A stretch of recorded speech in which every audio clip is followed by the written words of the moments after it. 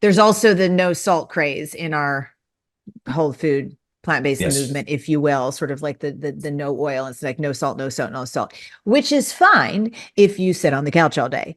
But I recently, super short little story, was with a couple who've been whole food plant-based for about 4 years, 4 or 5 years.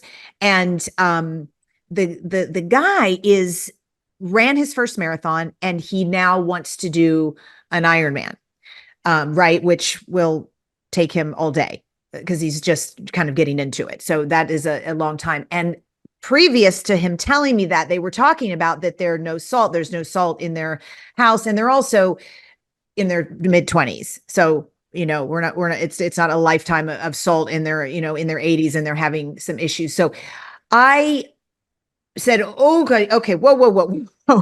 Like, let's talk about salt, what an electrolyte is. It's one of the electrolytes, how important it is, and that it's literally an electric current for your muscles to work. Like, you will make it through, I don't know, what do you think? Like maybe an hour of the bike before you just fall over in an Ironman, Right. especially if it's hot. So I sent him all the studies on Google Scholar with salt and athletes, but it's important to unpack, because there are I think elite athletes, as he'll realize real quick that he needs salt and how much. But there's a lot of people, like we were talking about at the beginning of the show, that are just healthy, active people, right? They're out there, and in summertime is here. It's not super here in Southern California. We're still in June gloom, but a lot of places it's hot, it's humid, they're sweating.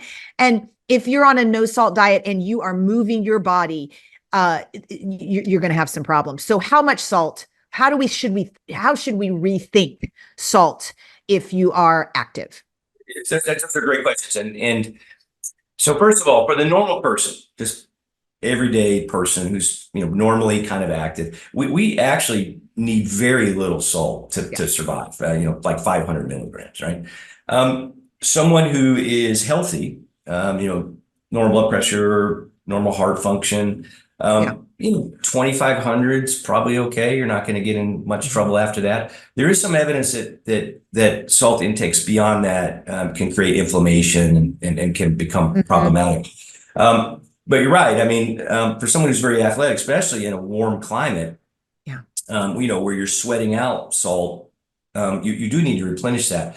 What's interesting though, and I've certainly experienced this in my training, because I did Lake Placid Ironman it was in July 28th, and so most of my training, my hard training, was June, July in Washington D.C., where I go on these 90-mile bike rides, and a heat Yeah. index would be heat index would be 110 by the time I Yeah. got done.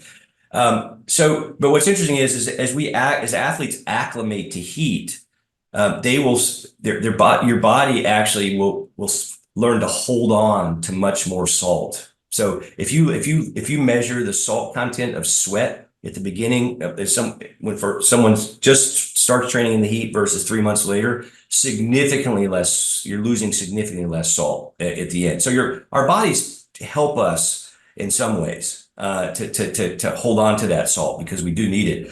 For muscle function, like you said, but um, what I do at home, Mhm. I use a little bit of salt, finishing salt for flavor. Yeah. I used an electrolytes. I used a product Tailwind, which it had electrolytes in it in my training. So it is important, and I incorporated it into my fuel, just with an electrolyte solution when I was training hard. For most people, Me too. probably don't need to do that. But for someone who's training hard, especially out in the hot weather, and especially if you're not acclimated to the heat, it's much more important, because your salt losses will go way up, and then you end up with muscle cramps and on and on and on. It's bad news. Yeah. Okay. Thanks for that. I think it's important for people to hear that are really active and are in a hot climate. Um, what about folks, Caryn, that are diseased, that are really watching their salt content? I've noticed, I don't know, maybe it's just in the last year or something. It is absolutely absurd how much salt is in restaurant food. I like salt. I mean, I love that flavor like most people, but I have been turned off it's like it's too if it's too much salt for me, that's a lot of salt because I it's just Same, actually, insane, yeah. right? So we're getting so addicted to that flavor.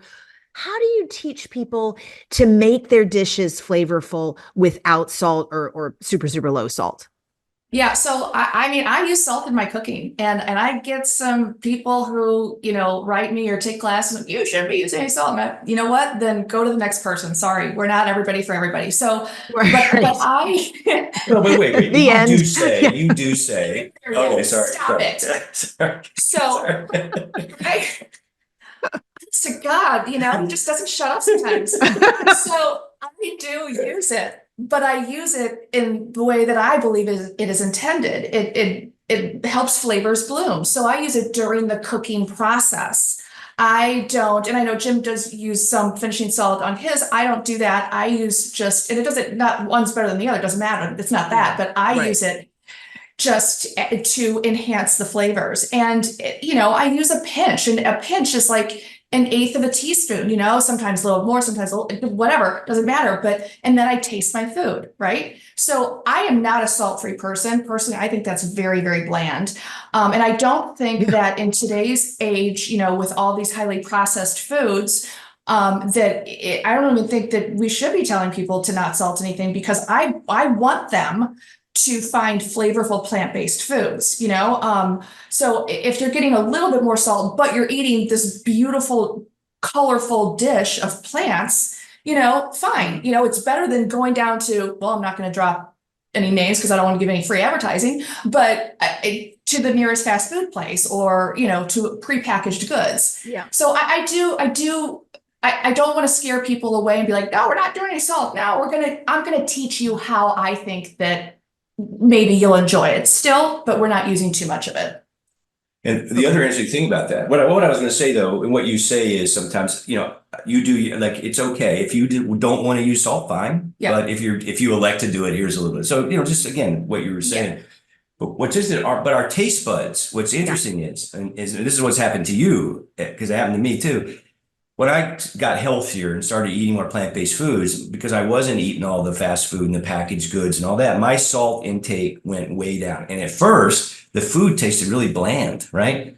Well, now your taste buds will readjust, right? And now, if I go, like, sometimes even like bread at a restaurant, it tastes like ultra salty to me, because you become so sensitive to the salt, that when you take it away, that a little bit of salt goes a really long way now, which is good, right? So you don't have those salt cravings kind of things. And I also think that we have to educate ourselves on what else is out there besides salt. So dill is a great, very punchy herb, right? Yeah. So that will help you boost your flavors. And then adding lemon to the end of a dish. So it does not give it a lemony flavor if you don't add too much, but it just brightens up the dish. And if you have, like, I like to batch cook, so because I don't like to cook every day.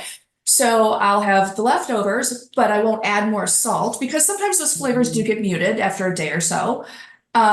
Just add a little bit of lemon to the, and then mix it in the dish. And it really, again, just like livens up the flavors. So, Is that because the acid? the acid does, yeah. Yeah, The that's acid what just it brightens everything up. mechanism. Yeah, yeah.